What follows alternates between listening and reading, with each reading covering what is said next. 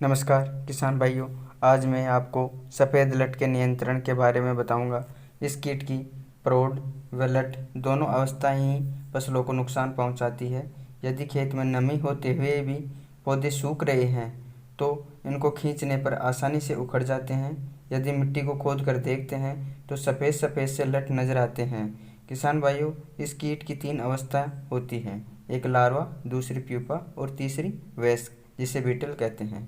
किसान भाइयों, लार्वा अवस्था जमीन में रहकर फसलों की जड़ों को खाता है और पौधे सूखते जाते हैं। किसान भाइयों, सफ़ेद लट एक साल में अपना जीवन चक्र पूरा करता है।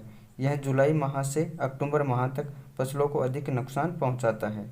सर्दियों में यह सफ़ेद लट जमीन में गहराई में चली जाती है। अप्रैल मई में लार्वा अवस्था प्यूपा अवस्था में बदल जाती है, जो 20 से 30 दिन तक चलती है। सफ़ेद लट के प्रौढ़ पहली बारिश होने पर जमीन से बाहर निकलते हैं, जो पेड़ पौधों की पत्तियों को नुकसान पहुंचाते हैं। नर व मादा बीटल का मिलन होता है और मादा बीटल जमीन में 30 से 50 अंडे देती है।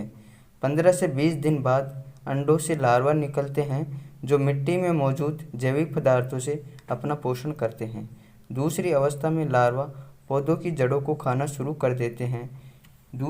इसके बाद किसान भाई, सफ़ेद लट के नियंत्रण के लिए ज़मीन की गहरी जुताई करनी चाहिए, जिससे ज़मीन के कीड़े बाहर आ जाए और पक्षी इन कीड़ों को खा जाते हैं। बीजों को बुआई करने से पूर्व क्लोरोपाइरीफॉस 20 EC 8 से 10 मिलीलीटर प्रति किलोग्राम बीज की दर से बीजोपचार करना चाहिए। यदि बीजोपचार नहीं करते हैं तो 2.5 से 5 किलोग्राम मेटारिजियम एनिसोप्ली को 100 किलोग्राम अच्छी सड़ी गली गोबर में मिलाकर छायादार स्थान पर 2 से 3 दिन के लिए रख दें तथा इसके उचित नमी बनाए रखें। 2-3 दिन बाद इसे बुआई से पूर्व या प्रथम निराई गुड़ाई के उपरांत खेत में बुरककर मिला देना चाहिए।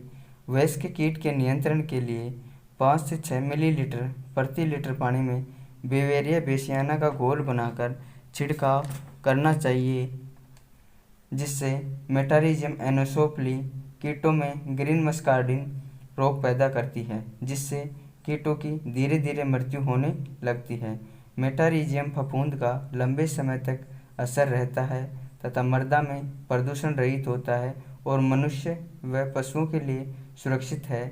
इस मित्र फफूंद के उपयोग करने से पूर्व व बाद में रसायनों का उपयोग नहीं करना चाहिए, क्योंकि ये मित्र फफूंद रसायनों के प्रभाव के कारण नष्ट हो जाती है।